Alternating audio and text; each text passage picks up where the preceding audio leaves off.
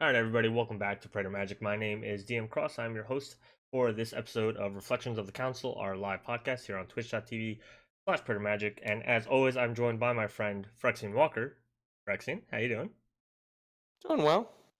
Yeah, you got your mic on? I can hear you this time. Yeah, it's on now. We got it covered. Okay, and tonight we have a special guest. We are joined by Cameron from the Lab Maniacs, who is, as far as I'm concerned, or as far as I know, I should say, kind of like the top of the cEDH crowd. Is that too much? Have I gone too far? Uh, I'm a little flattered. I know we do a lot of content and we try to keep it as on point as possible. So, yeah, we're probably up there. Yeah. I don't know. When I think cEDH, you guys and I think the Spike Feeders are the two main folks that I think of. So, Hmm. and Yeah, I think you guys have been around longer than the Spike Feeders, which is why I put you on top. yeah. We started at the end of 2016, and Spike Feeders really started last September. So we've been around. We had a really rough 2018. I had a bunch of school stuff, and then I got Mm. flooded out of my house. We had a guy in a hospital. Wow. Um, so Wow. yeah, we had a lot of issues with dealing in 2018 that basically our channel was on hold for a while, and we're Okay. back at it again though. Yeah, 2019, the Oh yeah. resurgence of the Lab Maniacs. That's what we're calling it now. Heard it here Yeah, first. we just hit 17,000 subscribers on YouTube, so Whoa. it's been a surprising time. When we hit 5K in like under a month, and that was a little crazy. Wow, that's really cool. Uh, Well, it definitely is a niche in the EDH scene. and before we go any farther, I of course want to remind you guys that we are sponsored by inkgaming.com. Ink Gaming is your game, your style. Make sure you visit the link down below for all of your custom playmats, dice bags, and more. And make sure you're using the Praetor10 coupon code for 10% off your order. That's PRAETOR10, 10% off, and it helps support the channel. So thank you very much. So, Cameron, today what we asked you to come on is just to get a little bit of insight into the cEDH world. As I was saying, you guys are top of the pile when it comes to competitive EDH, not casual EDH, despite what New Dark Cloud says in the chat.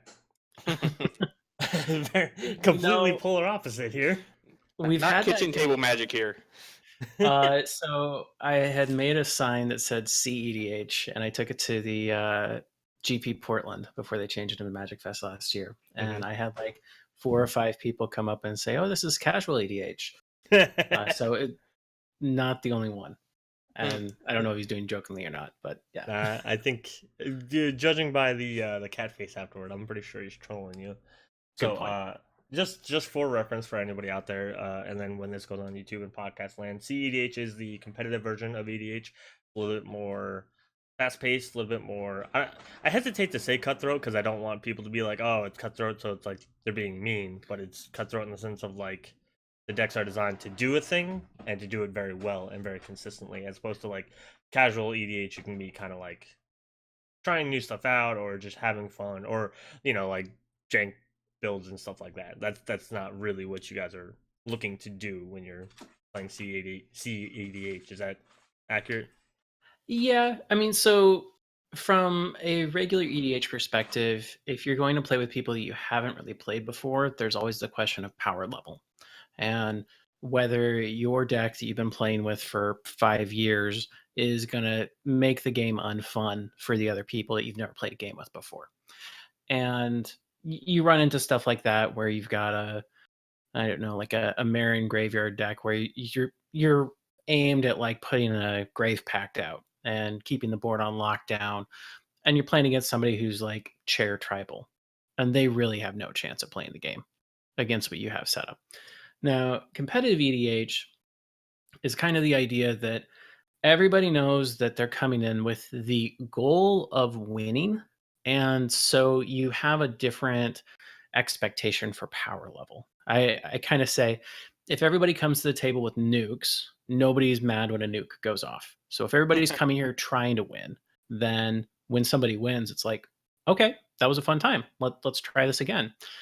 And so you can take a game, and instead of having the question of, or the feel bads when people don't really have decks that are fun to play together, and you say, all right, well, we're all trying to win as fast as possible or interact with each other winning.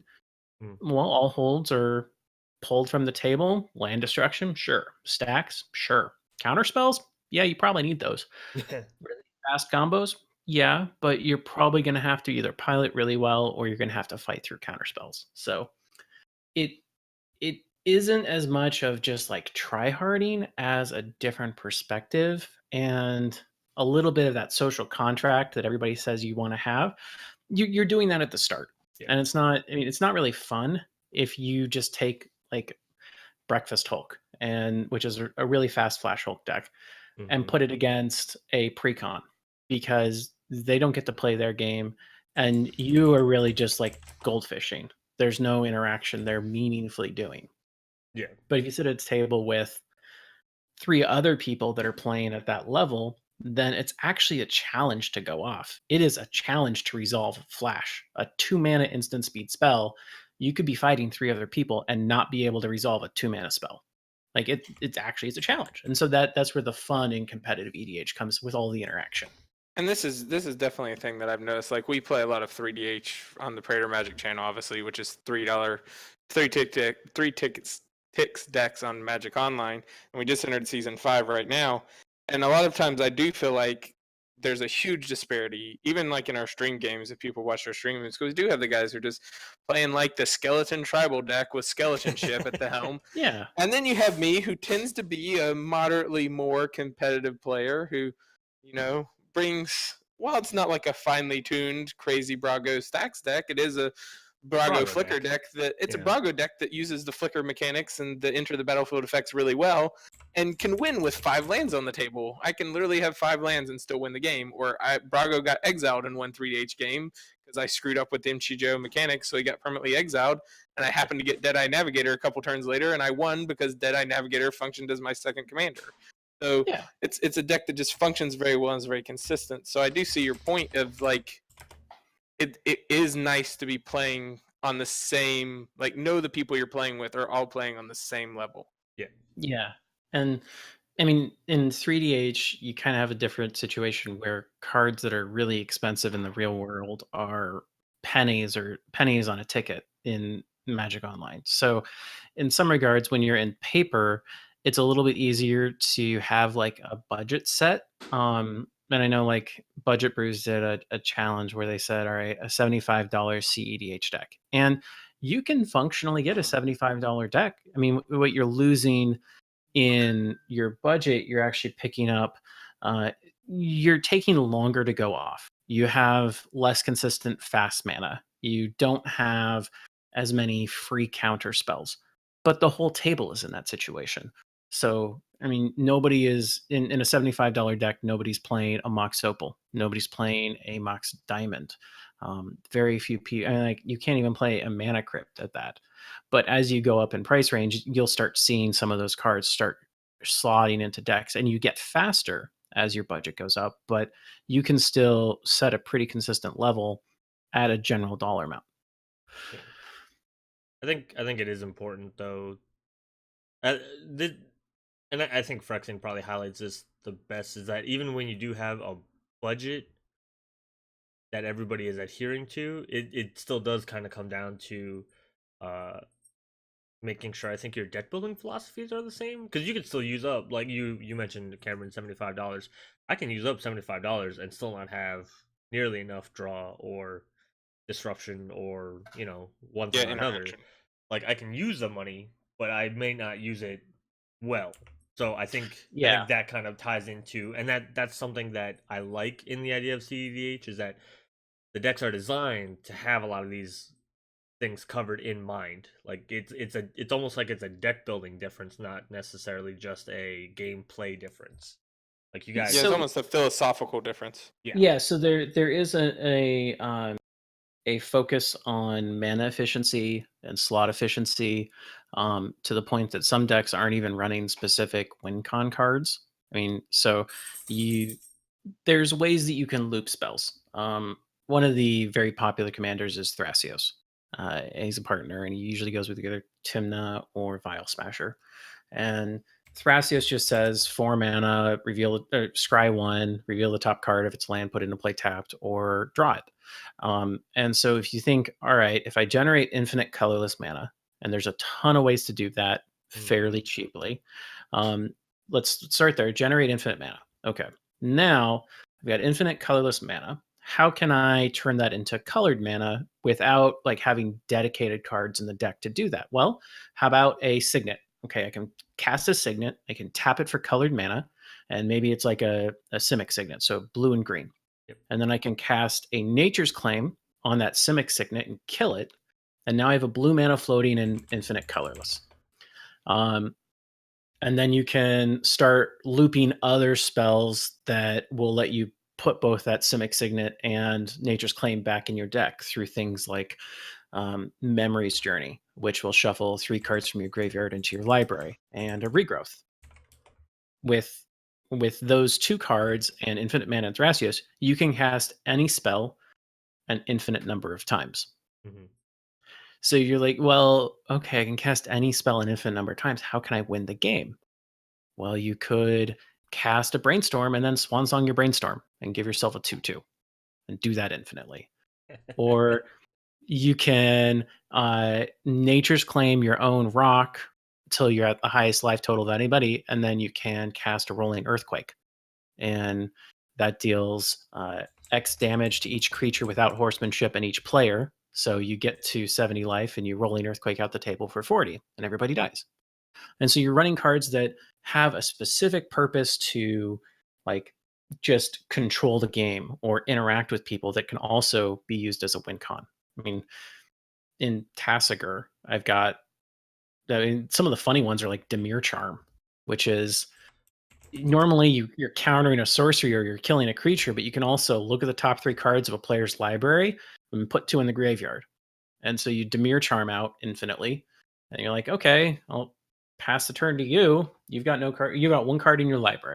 Cool. Well, you also have no permanents to play through other duplications. Or there's ways you can just take cards that are interaction and turn them into win conditions if you can play them so many times.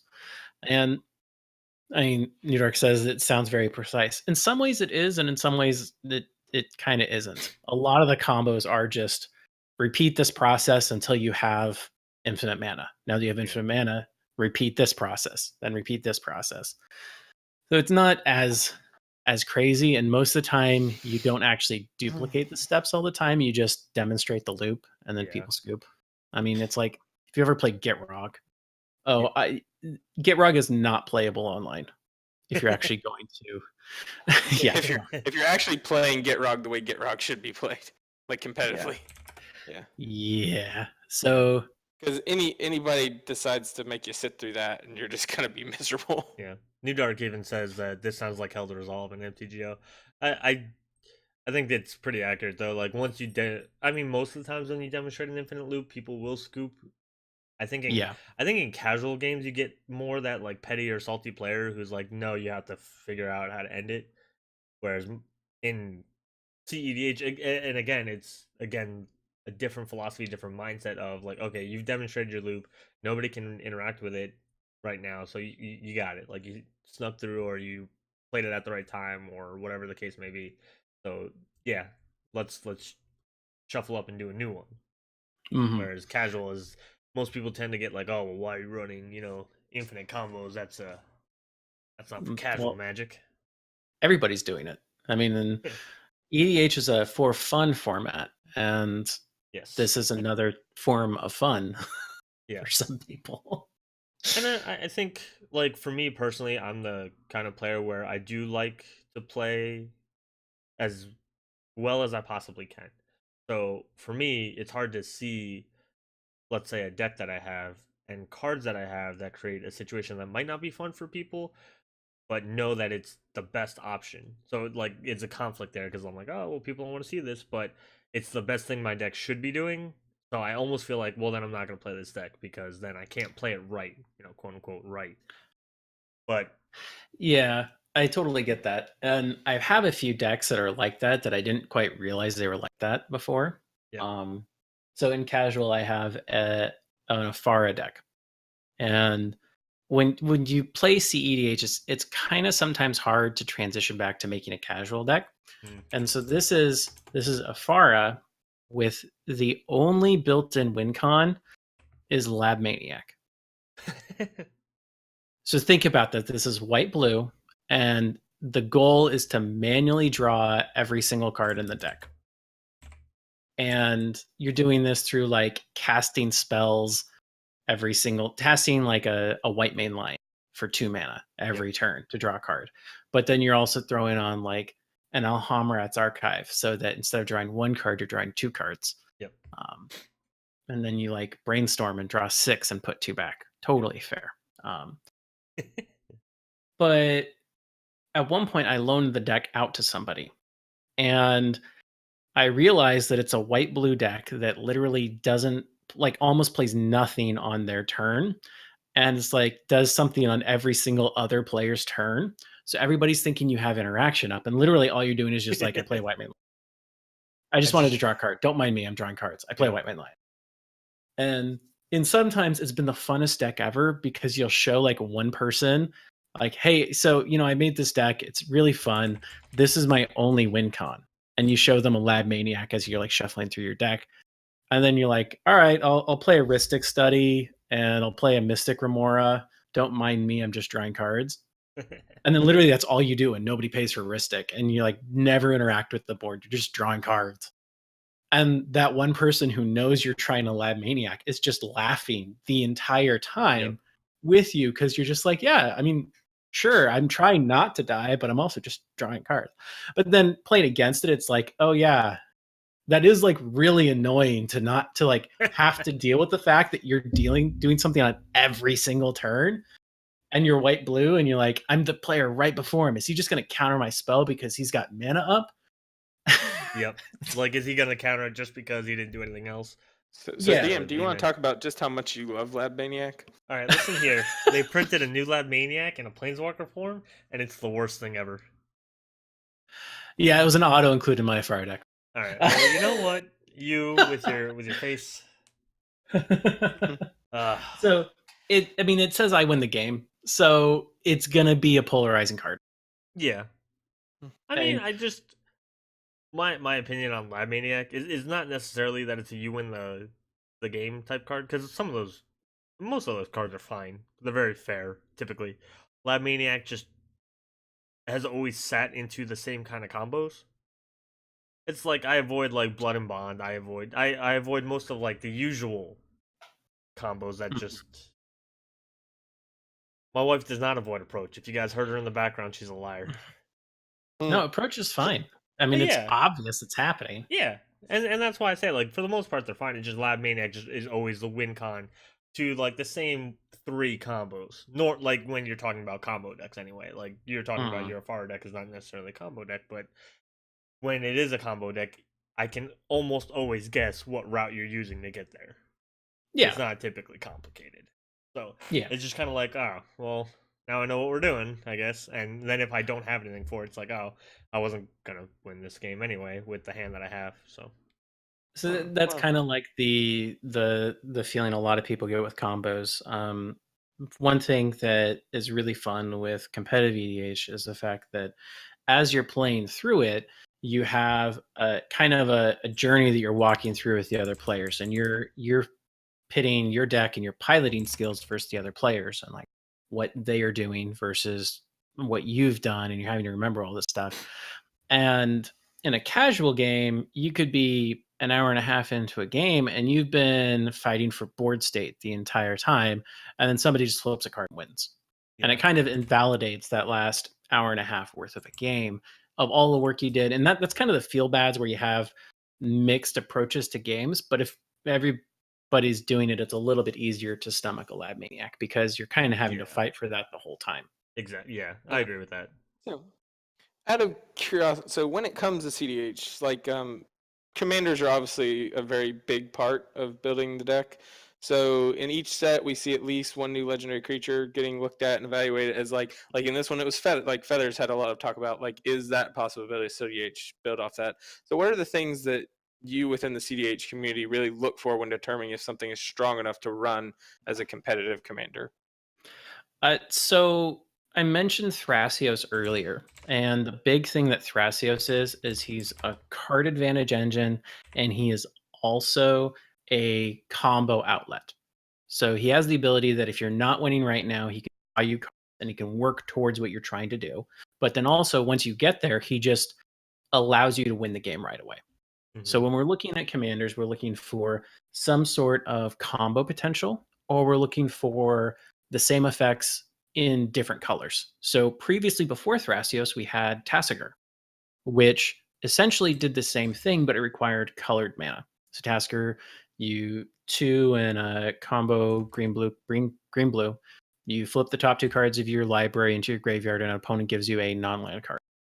And you can just activate that infinitely to get all of the spells in your deck in your hand, and then you should be able to win from there. But this requires colored mana, and there's fewer routes of getting colored mana infinitely than there are of getting colorless mana. So now we have Tasigur. He was a really great deck. There was a bunch of different builds for him, and then partners came out, and now you have Thrasios, which is easier to do, and he's a partner, so you can toss on the Vial Smasher or Timna, and you now have Bug plus red or Bug plus white, and you get 2 additional options. You get additional creatures in the command zone. You actually reduce the number of cards in your deck, so you get a small percentage of a more consistent deck.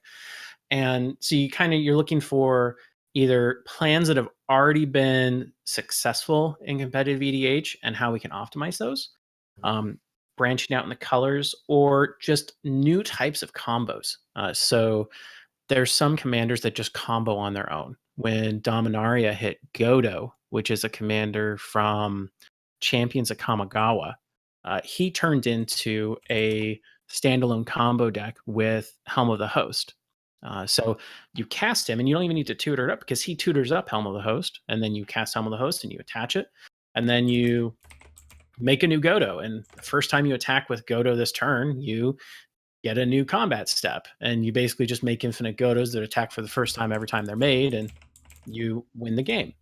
And so that was a new card that made a commander combo. And so now we had a commander that was totally inviable that now is a monocolored deck, and it's interesting. It's a new way of taking it. Or like Kefnet, the Eternal that just came out, which allows you to combo with Scroll Rack or Jace the Mind Sculptor with infinite turns. It's a new combo. We haven't seen anything like this before, and we really like it.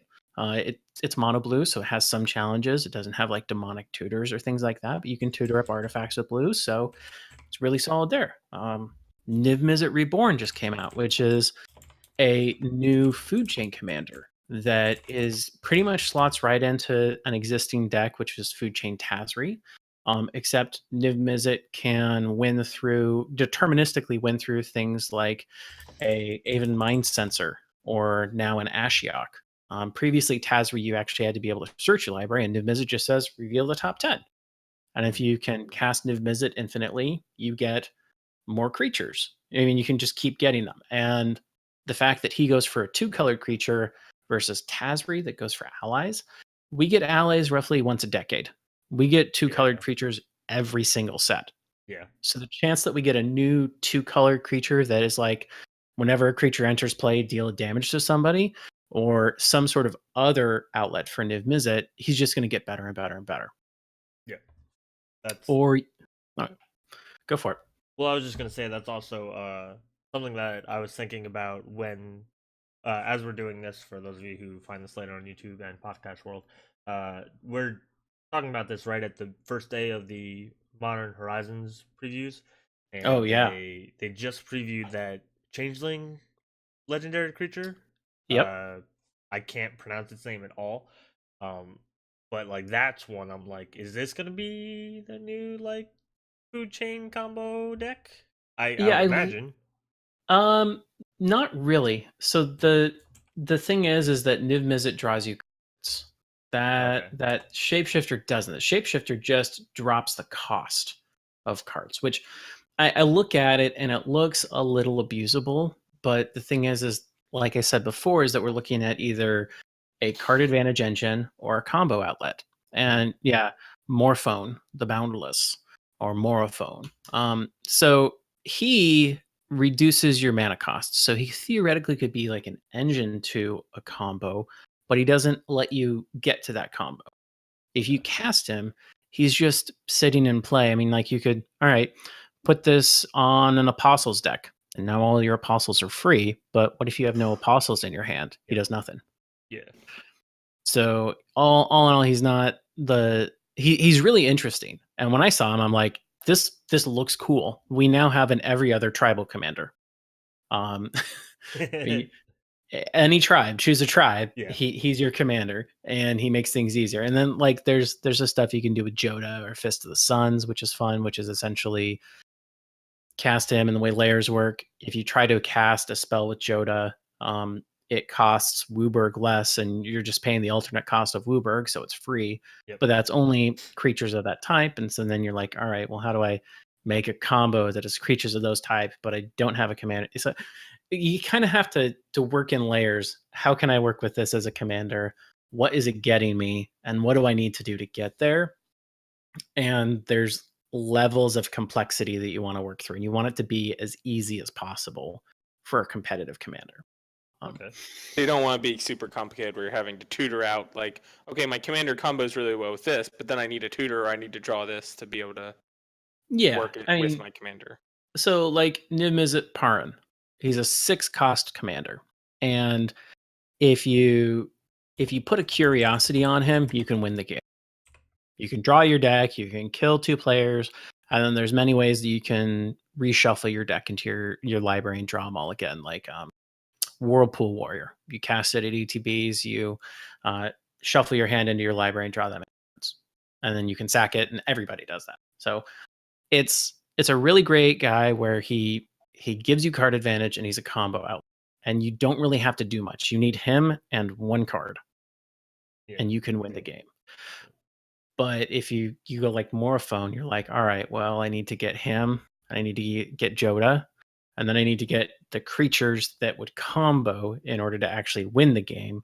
And you're building up this really hard list of things you need to get, whereas Niv-Mizzet is just like, all right, throw a 1-mana enchantment on me and we're good to go. Yeah.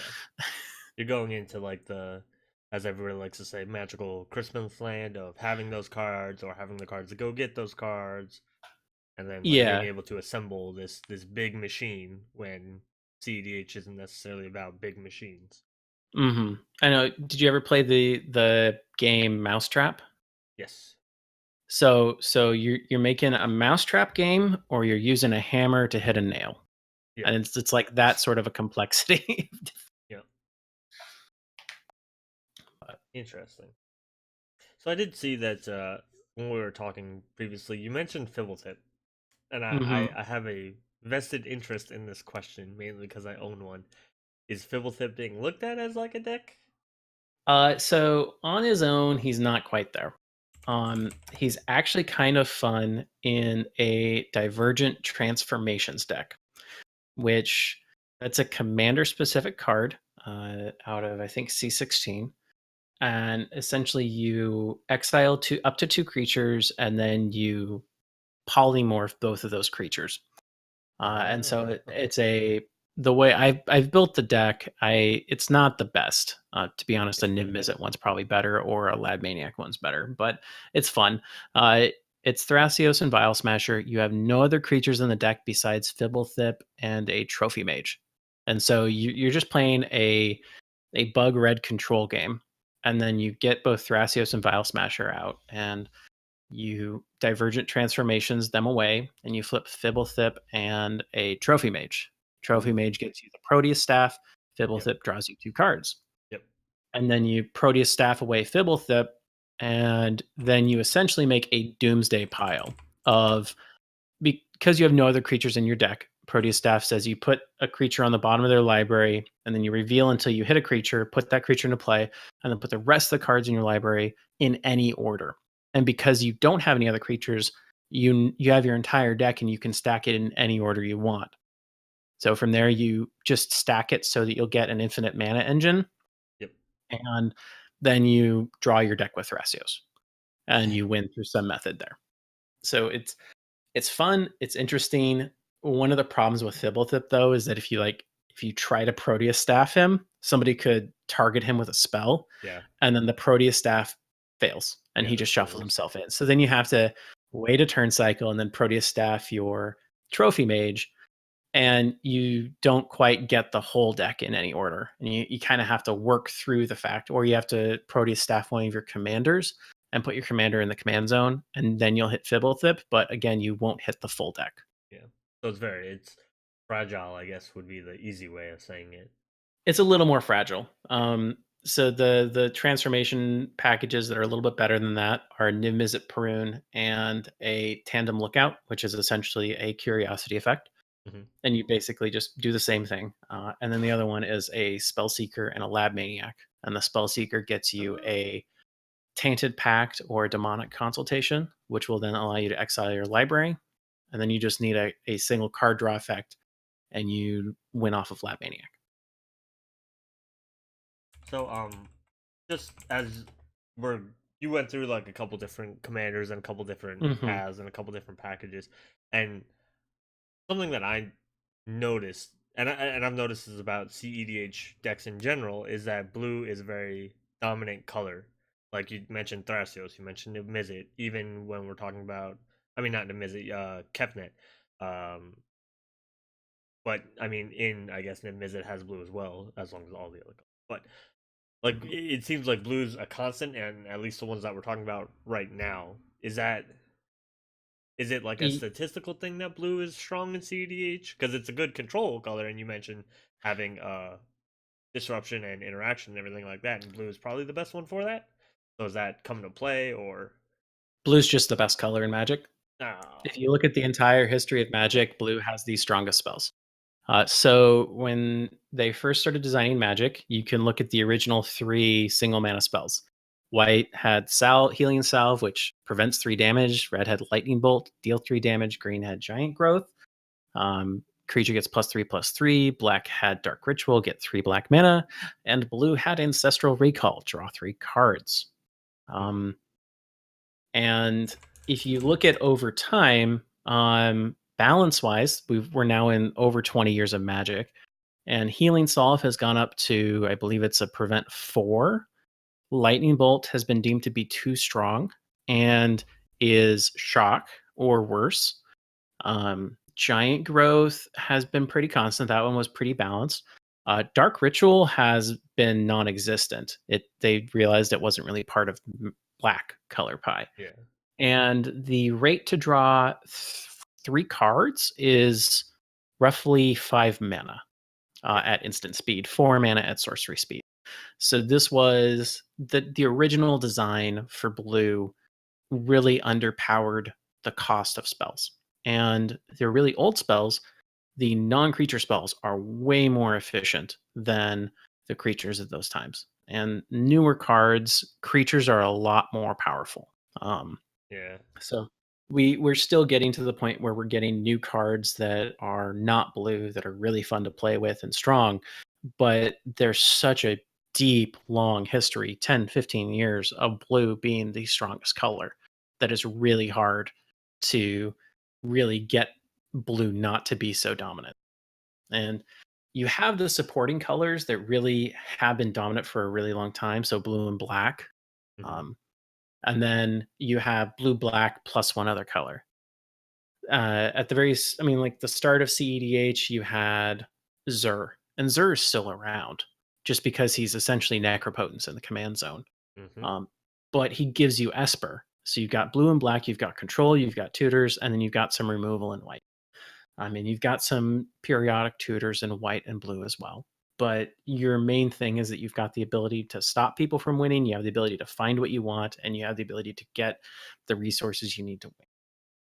And as we've progressed through the years in Commander and in cEDH, we've had the ability to expand out that blue black. And now we've got blue black green with things like Tassiger. And those are really the 3 biggest colors. And if you look at our logo, it is blue, green, and black.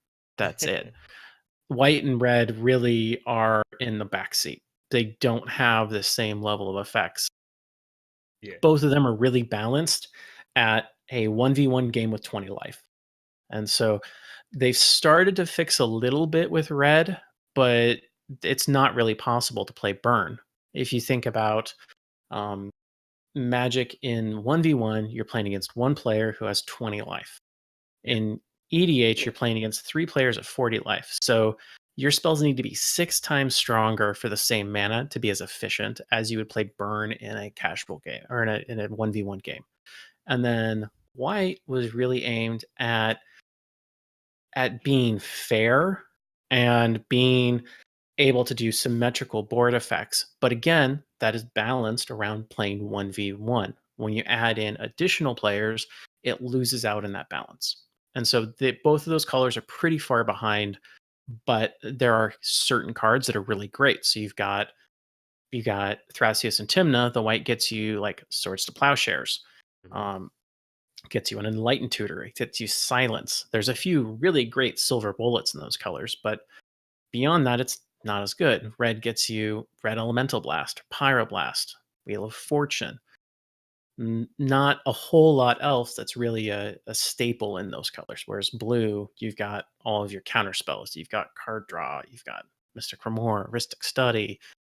List goes on and on. Yeah, yeah, And then black, you've got Demonic Tutor, Imperial Seal, Necropotence, Ad Nauseum. And again, the list goes on and on. yeah. I mean, I think you said it. The stuff that either finds stuff or gives you stuff. Mm-hmm. Yeah. It's nice that they're adjusting things. You saw like Smothering Tithe as a way that white can get a mana advantage and also is more balanced for a multiplayer game. And it's a nice turn in the right direction. Yeah.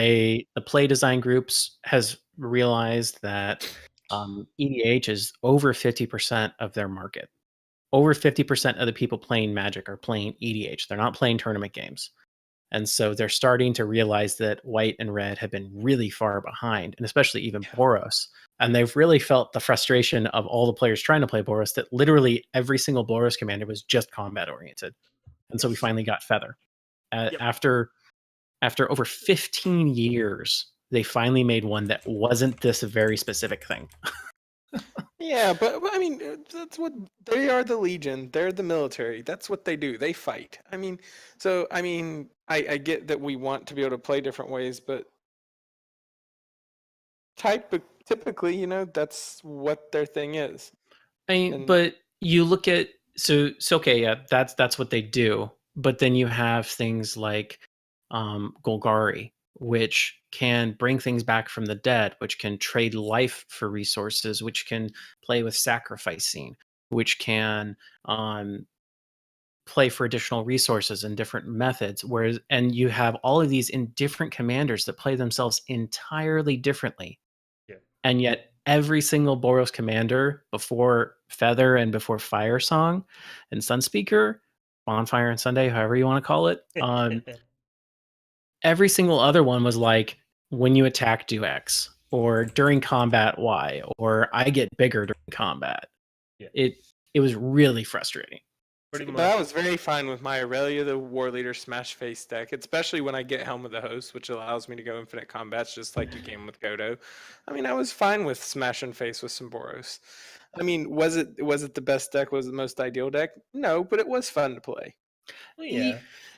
Yeah, There's a but difference in being fun to play though, and kind of like doing stuff outside of your wheelhouse style play. Because I think Cameron's point is that everything that they did was in the combat phase. mhm. Like what commander in Boros before Fire and Sun existed, like mattered outside of the combat. Not really Yeah, I any. can't think of a one. Like Tajik, I guess if you wanted an indestructible blocker, original Tajik. Aurelia cared about extra combats. Gisela cared about. I guess you could say Gisela could be like a burnish deck, but because as Cameron was saying before, like you have to be able to amplify your spell, so Gisela leads into that sort of ish. But I It don't still think was enough. just messing with combat most of all because it was Yeah, other people attacking other people that was dealing most of the damage anyways. Yeah, because you're incentivizing everybody else. Like, look at this value you can get by leaving me alone. Yeah. And most people at the table are not going to be playing burn, so you're not going to be amplifying everybody's spells, even if you are trying to do it. So, and then like even Erios, attacking creatures don't take damage and have menace, which is a combat orientated version of evasion. So, or Hmm. mechanic, but you know what I mean. Like all the Boros commanders, and that's been my issue with Boros for the longest time, is that all they do is attack, and it's not even like cleverly attacking. It's Yeah, no, just it's not. it's just literally turn things sideways, unless it has vigilance, in which case you don't turn sideways, but you're still doing the same thing. Yeah. You know, that's why I liked Fire and Song. I mean, Fire and Sun, because it was something else. Even if it wasn't, I don't think Fire and Sun was like super competitive, and to the best of my knowledge, never came out as No, a it super never strong was at deck. all. No. I like Feather because even though I think she is still combat orientated, it's there's more thought to it, and there's more that you can do than just attack with her ability. Like Oh yeah. it's not just blindly attack and pump it every time. Like if No, you look at a Feather deck, go ahead. it gives you a commander who can generate card advantage. It also gives you a commander that theoretically could be an outlet in the command zone. Um, the challenge, though, is that you're still in Boros and you can't find what you need easily. You can't find instant and sorcery spells. You can find artifacts and auras, but she doesn't care about those. Well, So you're let's all remember Sunforger. Like every Feather deck true. ever is running. Yes, that is true. So you can find Sunforger, which then can find you the instant, but now you're adding an extra step in your machine to make Feather. And an extra level of reliance, because if Sunforger Yeah. goes away, what do you do? Yeah. Yeah, so as Crimson Wanderer did say, Gamble and Sunforger are the tutors you have in Feather. Um, Yeah. if you made her blue, you could also have Mystical Tutor and Merchant Scroll, which directly identify to. I mean, just if there were different colors available, there would be better things that would interact with Feather. That's Yeah. what I'm trying to say. Yeah. Actually, I don't know if they would like do that from like a design perspective. I don't know if they would add blue like and have her be Jeskai, which would be cool and would still be on flavor. And like change No, nothing I. else about her ability, or if they would like make her blue red and make her like a spell slinger thing. That'd be kind of cool. But I mean, as Boros, it's an interesting new deck archetype Yeah. that they haven't had, and it's the first real evolution in Boros besides like super niche build around very specific things. So it's nice. Yeah. And it's nice that they're changing it a little bit and they're giving it more of an identity besides the righteous paladin, because that's literally all it's been. If you think about D&D, you've got that guy who only ever plays one character regardless of what zone they're in, and it's always his name spelled backwards, and he always has the exact same voice, and it's like he just literally picked the exact same character sheet that he did 3 years ago, because it is the same character sheet from 3 years ago. And that's what Boros was. And Look, my it's wife just likes elf characters. I don't feel that it's polite that you're calling her out like this. And that's her in the background. He was yeah. talking about somebody picking the same D&D character over again, and then I realized I don't remember the last time he didn't play an elf. I'm sorry, she played a human one time. Yeah. But as you So were saying, yeah, it's nice that they finally have something different. And yeah, Feather totally can be scary, but not quite at the competitive level. I mean, it can have things on lockdown, but it runs into the problem a lot of decks do, and that it can't close out the game. yeah, And you're just spinning your wheels for a bit. Sometimes it can, but it can't consistently. yeah. That's actually I was gonna ask: is it a consistency thing? Because if you don't get the right things to start, like, because I imagine the biggest thing with Feather is that you need to have a way to protect Feather and a way that Hmm. draws cards. Like if you don't have those two things, and I think even Tomer said on Twitter recently, because he played it Feather for Commander Clash, and he got a lot of I guess a lot of flack because of the comments that they made in the video, where he specifically said Feather was a worse Sada, and that he didn't think the commander was just all that great.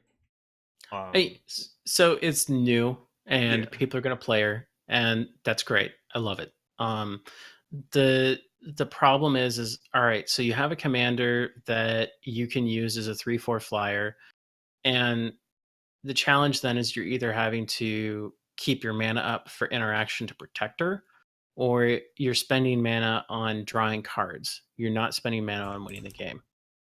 And so you're, rather than just being able to, all right, I need 2 mana to Demonic Tutor and now I can win the game, you're like, all right, well, this turn I spent 3 mana on drawing cards and I didn't get there. Next turn I spent 4 mana on drawing, still didn't get there. And you're just kind of, you're adding an extra step and more mana investment, and every extra turn that you're not winning, everybody else has that exact same amount of mana to win. And you're just dealing with your one engine, whereas they have the ability to just dig through their entire deck with one card. Yeah. I could see it. And like I like Feather. I think she'll be Feather I think will wind up in like this weird place where people want her to be competitive. Mm-hmm. And she won't necessarily make it there, but people will feel that she's not casual enough for casual play. Because when you do get those 2 pieces that you need, the protection and the card advantage, it just spends so much, like you're saying, spend so much time kind of doing the same thing that it makes the games crawl and people feel like they can't beat you. But again, you're not winning. Yeah. So you're going to get that kind of in between thing. Which, I mean, so we have had, though, a lot of commanders, right, in recent years that are printed on a non-competitive basis. They're printed in precons, right, in lists. You've got your partner commanders that were precons. You've got Teferi, Derevi, Kessler. A lot of these are printed as precon commanders, but then become competitive commanders, right? So Yeah. I mean, Wizards intentionally printing legendary creatures and even like the planeswalkers as commanders to keep cEDH viable to help them out, or is it just a what do you think? Do you think that's the well, when they're not printing for standard, they definitely have a higher power level. We're already seeing this with Modern Horizons. Spoilers: the Force of Negation, Force of Will. When it's not your turn, you can negate something. And in the past, they've actually done it. One of the ones that, I mean, it's banned in EDH now, Leovold. He was actually specifically designed for tiny leaders. Now, he came out like a year after tiny leaders kind of died, but that's just because how R&D takes a while. But he was, look at him, he's a 3-mana 3/3 with 2 full abilities. Each opponent can't draw more than 1 card each turn, and whenever something of yours is targeted or you're targeted, draw a card. Yeah. So if you look at that, that's 3 mana, 3 colors, 3/3. If you look at either of those abilities, they're both specifically blue abilities. One on Narset and one on, I think it's not Anawan, it's something else. It's a legendary that whenever, it's just a 2 and a blue legendary creature that whenever you or a permanent you control is targeted, you draw a card. And if she's enchanted, you can draw 2 instead. Rain or something? Yeah. I think that's it. Rain Academy Chancellor, whenever you you control the target of the spell or ability, you may draw a card. And if it's enchanted, you may draw another. So when they're not printing for standard, the power level of cards goes way up. And then one of the challenges with that is that sometimes they break it. So in the second commander set, where they had Mind Seize and they made Nekusar, they also made True Name Nemesis. And True Name Nemesis destroyed Legacy, but it's nothing in Commander. You never see it. And it made it so that the Mind Seize deck actually sold out. And WotC actually had to adjust their printing strategy so that in a box of 4, they would take one of the other ones out and put an extra Mind Seize because of the demand, so that people would actually buy the product.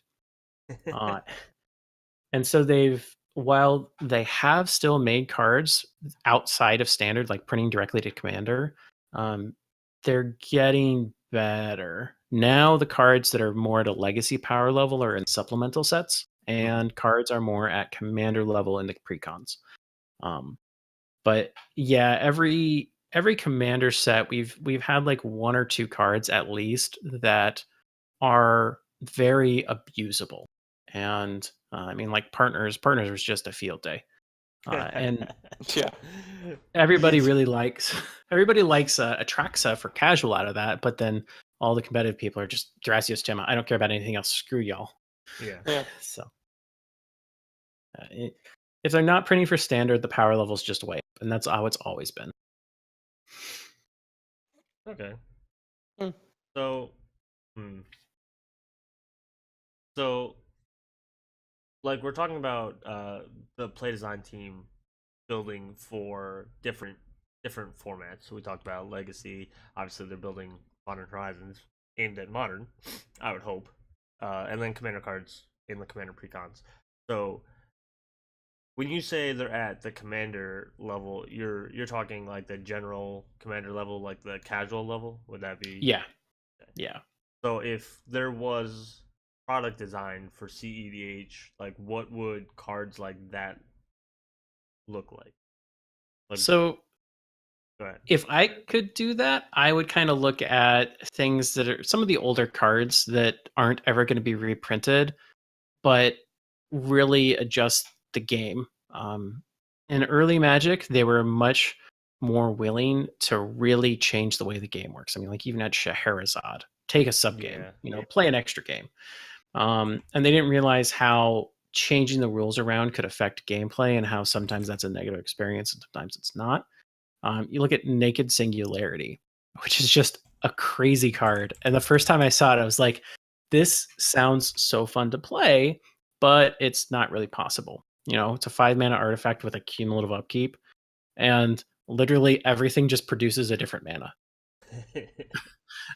Like, well, all right, let's play this game. I'll play a 5-color deck, and I don't care what I'm producing. I'm just gonna have fun. And you have to deal with your mana doing nothing for a while. Yeah, especially in the monocolored deck. Yeah, That I mean, and person's there's oh yeah, they definitely are. But then stuff like Chains of Mephistopheles, which is a game warping spell. It's an enchantment. It's amazingly fun to play with if you've played with it before. Getting alternatives to some of these really old, really strong effects would be really that's what I'd like to see.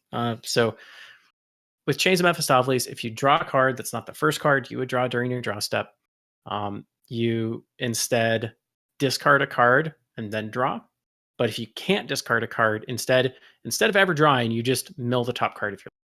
So it's like you never get more cards in your hand, and it really limits how you have to use your resources. And I would love to see this on like a creature, or a similar type effect where we have Notion Thief, but that makes it really one-sided, and we have Narset, which again, that's one-sided. Yeah. These just change the game for everybody, and it makes it more kind of. This is me, not necessarily overall for cEDH, but we saw Chains of Mephistopheles on a creature. I'd be having a field day of fun because one, it'd be a lot cheaper. Instead of like $300 or $400, it'd be maybe $10. And it would just, oh god, oh geez, it spiked. Yeah, right. Instead of $750, it'd be like Holy. it was $250 like a year ago, so somebody bought it out. But things like that, which would be really fun, and they would change the way the game would play. Otherwise, like more 1-mana mana dorks that aren't Llanowar elves. More Birds of Paradise, or just more that tap for like even just a white or like a blue or. Well, okay, so a green dork that taps for blue, that would be great. We had a chance of doing that with Merfolk, but they didn't do it. Like Arbor Elf. Arbor Elf is a 1-mana dork that untaps a forest, but if you have dual lands, that can be a 1-mana mana dork that can tap for multiple colors. Yep.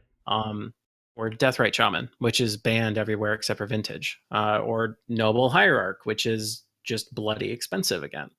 I think she's like $35-$40. She's been reprinted several times, but yeah, it's expensive, and I would like to see something where, I mean, like, even if it's a Deathrite Shaman style card where it's exile a land from a graveyard and there's an actual cost to it, or Arbor Elf, just some different design. And they've said that they can't really do much better design on a 1 mana dork, and so now they have 2 mana dorks with upsides, but the upsides for like cEDH aren't worth Yeah. the extra mana, and that's the hard. Yeah, that's actually what I was thinking as soon as you kind of like led into that comment. I was like, yeah, but in a competitive style, are the upsides like, are you giving me a benefit that I'm willing to trade that mana for? Because I think so once upon a time I was on the EDH recast and they do a section called Challenge the Stats. And it's basically to bring up a card and you think it's gonna be see like more play or less play. Like everybody else has to guess that it's in a lot of decks or not as many decks, something like that. And I actually brought up the difference between Anguish of Making and Utter End, and the difference is 1 mana and 3 life. Anguish of Making being 1 white black, exile a permanent, and lose 3 life. Utter End being 2 white black and just exile a permanent. And it was astonishing, according to the EDH rec stats at the time, the difference. It was like thousands and thousands of decks different that Anguish of Making was seeing play, because 3 life is worth 1 mana. Oh yeah, easily. So and that's again at like just the EDH, like the regular commander level, the casual level. So in a competitive format, like 1 mana is probably worth even more than 3 life if it's gonna get you closer to winning the game. Yeah, I mean, you have Treasonous Ogre, which is literally 3 life for a red. That is the going rate for 1 mana. Yeah. So it definitely is worth it. I mean, and it's a tempo speed up, and it's a lot easier to have 3 mana open at the end of the turn as compared to 4 mana. And no, 100%, the extra mana, it's the difference between running a spell or not. The 1 mana versus a 2 mana counterspell, a colorless versus a blue as a second cost. I mean, the 1 mana is a really big challenge. And additionally, for mana dorks, because they die, the extra mana means that they're out later. You don't get as much advantage out of them, and then they die. They were worthless. Yeah. Oh. So, kind of like closing down, because we're kind of getting close to the hour mark. There has been a lot of conversation, right, with cEDH versus regular EDH, or even casual kitchen table EDH, about how the formats should sort of be split. That, I mean, we should have a separate cEDH kind of like scene, and there should be like a more mid-range scene, like middle competitive, like not really competitive, but like more focused maybe. And then there should be more like the kitchen table janky, I just want to play Magic for fun scene. So kind of where do you stand on that, and how do you feel, kind of like kitchen table standard versus Pro Tour standard? Like the two just should never cross, and we should kind of break them up, and like we should have one ban list for cEDH where we have a different ban list for kitchen table, and so on and so forth. Well, really, kitchen table standard and Pro Tour standard, those are the same formats. They're just played with a different mindset and with mostly a different card pool. It's still the same card pool, it's just different evaluations and different cards that are being put into decks, as well as different card availability. It's the same thing with EDH and cEDH. One of the really big things with cEDH is that we're playing the same game as everybody else. And while technically we could take a cEDH deck and sit down with somebody who's just cracking a pre-con for the first time and they're just getting into EDH, it's not necessarily as fun, just like it wouldn't be fun to take a Pro Tour deck against somebody who's just learning Magic at a kitchen table. But it's still the same game. And that's actually really important because it allows them to see kind of the upper end of deck building, the upper end of piloting, and the ability to see how much breadth the format has, what all you can do beyond just the I want to play tokens, or I want to play change lanes, or I want to do all of these things. You have the I want to play a focused game plan, but I also want to like make sure I'm playing it as best as I can and iterating on that. And that's the same type of process you're going through for a competitive event as you are for competitive EDH. You're taking a deck and you're iterating through piloting it and changes to make it as best as you possibly can, and then playing it against the other people that are doing the same thing. And additionally, we have seen other formats that were competitive EDH but had splintered off. Most of them were like French or Dual Commander, or 1v1. What has happened to those? They're all dead. Pretty much. I mean, WotC took over a 1v1 Commander, figured out they really didn't know what was going on, did a bunch of changes again, and then killed the format. I mean, the queues aren't there anymore. They used to be firing regularly, but the challenge is that there's a lot of things that are quote unquote balanced for casual that are in no way fun for competitive, and especially in 1v1. One of the big things that is different with competitive EDH than in any other format is that it's very well, so it's very tempo driven, and the combos are so powerful. They're better than Legacy in many senses. They're in some regards they're equivocal to Vintage, just with a different card pool. And you get things where you actually need the other three people at the table to be interacting in order to stop one player.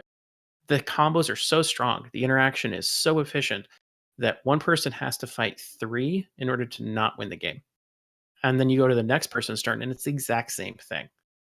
So you have like it's not a free for all. It's not 1v1 versus 1v1. It's very regularly 1v3. And then maybe it's 2v2. And then it's 3v1. And then it's 1v1 when a reset happens and everybody's starting over. But it's pretty fluid. It's a challenge, but it's still not a different game of EDH. It's just taking it from a different perspective. And it's really important to do that. And getting back to like the moto side of things, it was too backbreaking. It was too backbreaking to go 1v1. I mean, you had like Brawl. It was literally just infinite counter spells and a polymorph into an Emrakul. Yeah. I mean, it sounds interesting, but if you think about that, it becomes so boring. If you played that deck in a 4-player game, it would do nothing. Yeah. Because it doesn't have the mana to actually counter 3-player spells.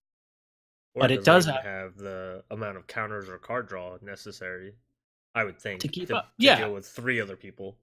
Exactly. Yeah, I found that to be the same case with like YISN decks, where YISN ended up being banned as a commander for a while in French and 1v1 because it was just so overwhelming in 1v1, because you didn't have perhaps enough interaction with one player to deal with YISN and keep him off the table, and he just always was so consistent, did the same thing. But you sit down with a YISN deck and a 4-player pod where the decks are even moderately well put together with the right amount of interaction, and YISN rarely ever would do anything because you just couldn't keep him on the table long enough to really get going. Yeah, most of the time, verse 1 is for a Sylvan Safekeeper, and then it's kind of just a fight over that, or until somebody does a board wipe, and you're like, all right, well, there was a Toxic Deluge. That's all gone, and now when Yisan comes back, you're looking at, instead of a Sylvan Safekeeper, which gave Yisan Shroud, you're looking at like a Quirion Ranger, which is still pretty good, but leaves Yisan open to die a lot faster. And so as more people are interacting, the games get a lot more technical, and your streamlined combo engines, which the 1v1 really was, those start falling apart. Yeah. So it, all in all, I Uh-oh. Hold on.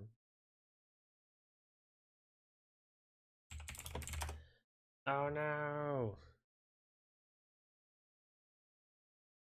Hold on 1 second.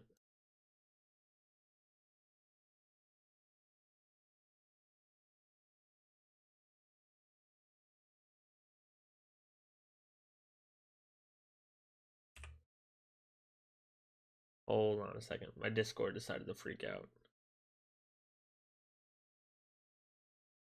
And that's why we do these live, so that you guys can experience this all with us.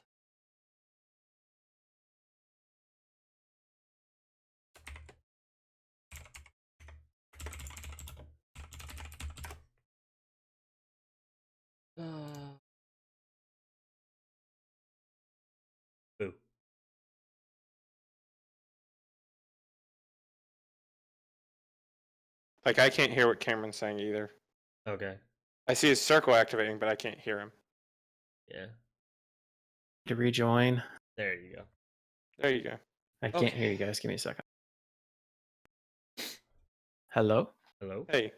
Were you guys hearing me talk all that time? No, I could see your circle activating, but I couldn't hear you Oh, talking. man. My Discord actually. I'm sure you were restarted. saying some of the best stuff too. Is the sad part. Like, probably your best work was right in those. That time. I mean, we're never gonna get that back now. You'll get it in the local recording, and people Oh, that there listen you to go. your podcast will get it. There you go. Basically, I was saying, like, the only time I ever looked at possibly dropping cEDH into a different ban list was at the time that WotC took over the 1v1 commander and changed the ban list there. And at that point, they really did a hard time with the ban list that they took from Dual Commander, which there were several years of experience in Dual Commander, and they just like threw that ban list out the window and made their own, which like really was not a great spot for the format.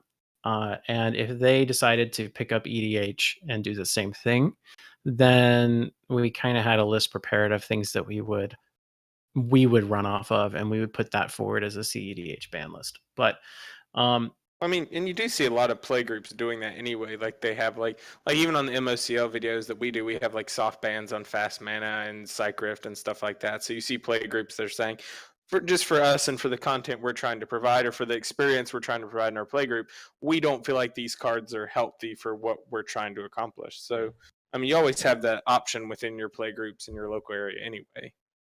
Yeah, you do. It's just, I mean, really, it was like a worst case scenario list. And EDH is too much of a golden goose for WotC to really start kicking. So I doubt they will ever do that. Yeah, I think they will. This is my personal opinion. I don't think they're ever gonna take on the responsibility of the format, and I base that in how they don't necessarily take on the responsibility of other things. And what I'm referencing is like the judge program.